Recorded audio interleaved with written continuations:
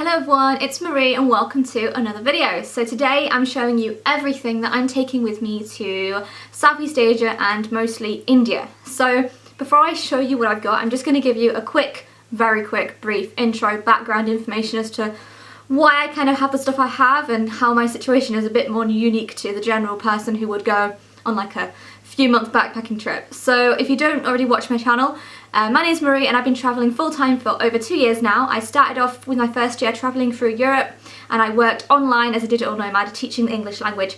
I lived out of just a carry-on case, and if you want to see how I lived out of just a carry-on for a whole year in Europe, I'll link the video up here so you can see it. After that I decided to move to New Zealand and I've been living in New Zealand for a year now and I'm just about to leave tomorrow. Due to the fact I've been living here for a year and I was planning to stay, I collected a whole lot of stuff, and if you want to see all the stuff I collected over the year and how I just decluttered, I'll link the video here. However, because I have been living here for a year, I'm just about to travel Southeast Asia and India for about 2 to 3 months. I'm then going to be going to Australia to live in Australia for 1 or 2 years. And after that I'm going to be going to Canada to live there for a year or 2. And I'm doing all working holidays and travelling continuously. That means that everything I travel with, I kind of just have to travel with like for my life, if you know what I mean. It's not like I'm going on a 6-month trip or a year-long trip or a gap year or whatever and then I'm going back to a base where I have all my stuff. I don't have that as my situation. I have a lot of stuff with me, I think, more than what I would probably normally take with me to Southeast Asia and India, but it is because I'm planning to go to Australia afterwards and I'm planning to work there and live there. So there are some things that I need with me for life, you know, like notebooks, my tablet and my MacBook, certain clothes that would suit different seasons. When you travel permanently for like 2, 3, 4 years, you need these things. So I definitely have a bit more than the average person. Another thing I want to quickly mention is I actually just recently I sent like a box and a package off to my auntie in Australia, which has all of my like cold season clothes. It actually got given for free a Kathmandu sleeping bag. I have a really nice like thermal winter coat.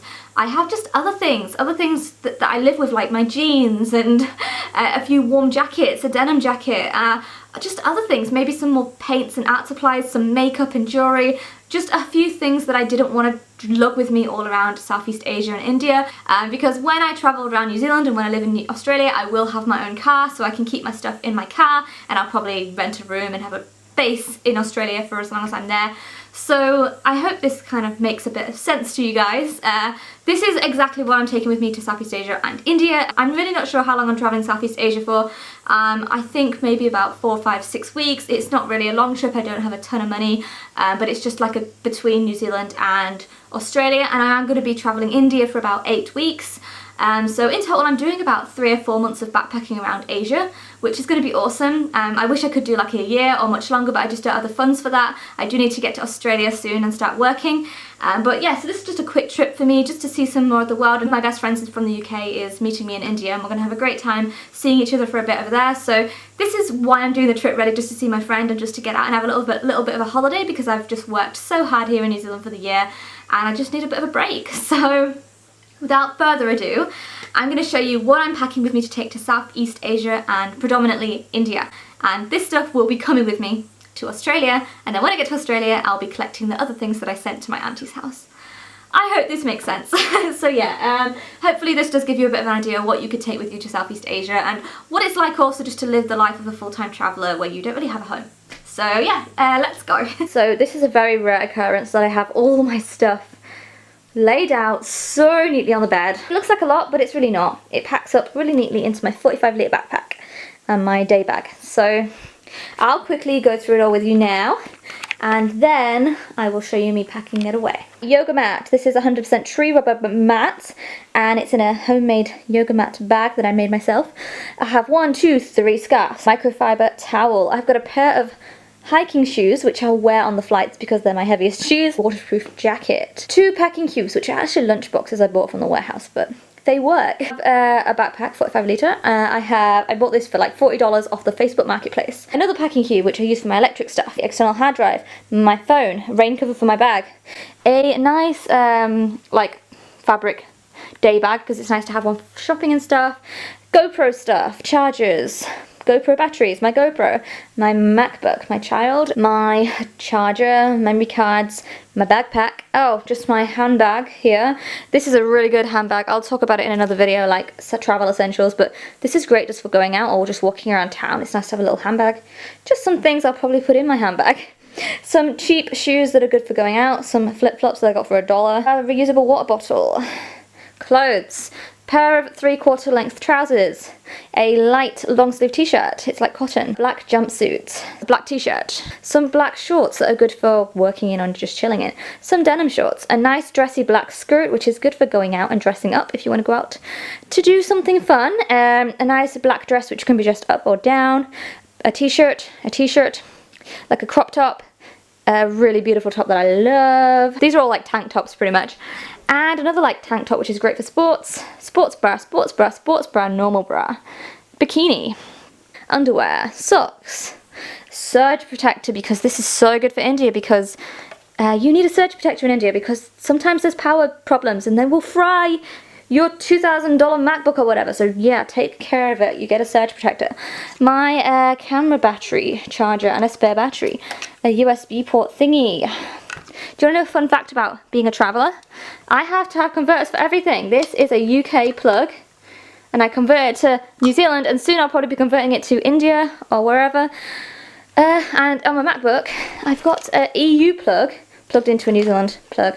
And my phone charger is a New Zealand one, so yeah, a bit crazy. I have so many different converters because I travel so much. Headphones, my Amazon Fire, which is the best thing ever for reading books.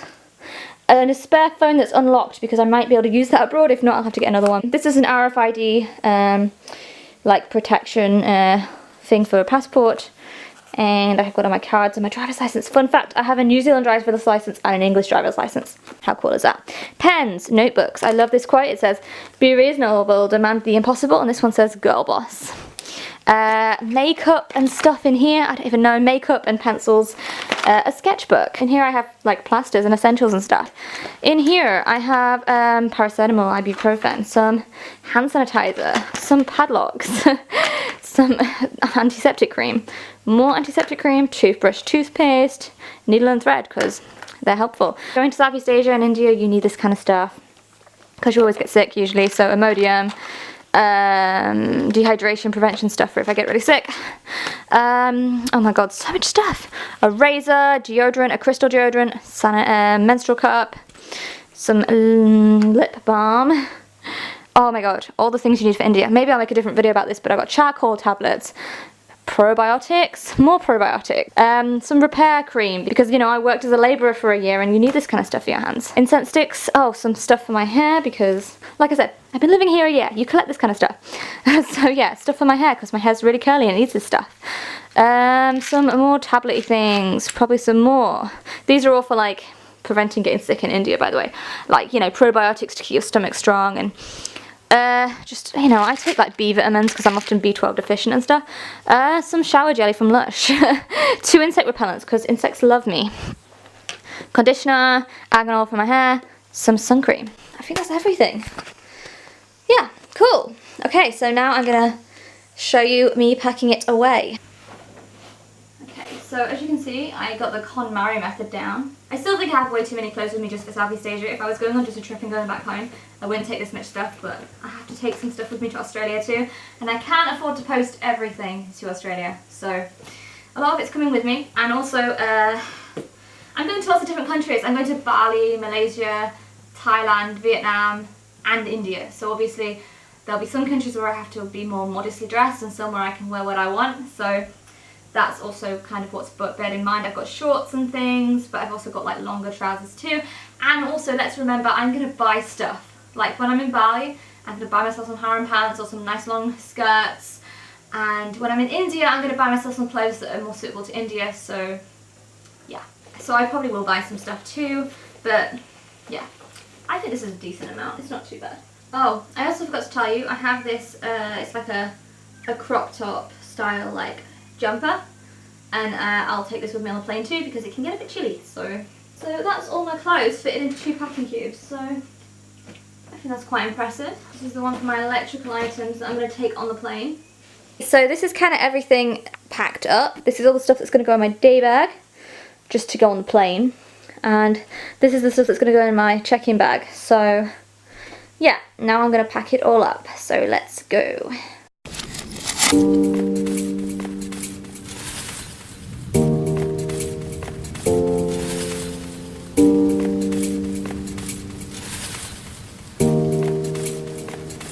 Now I'm going to show you how it looks on me. Let's go. First, let's weigh it. Thinking 13 kg. Okay.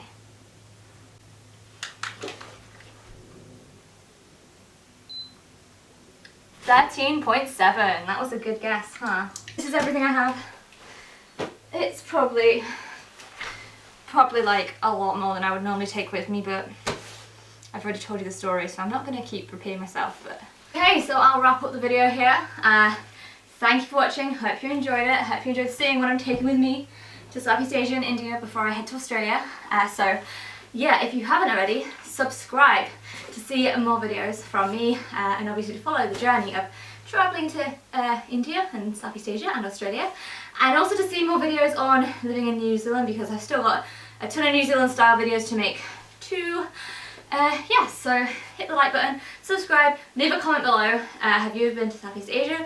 Have you ever been to India? If you have, give me some places, some tips to places I need to go. Yeah, so thanks for watching, and I'll see you in the next one.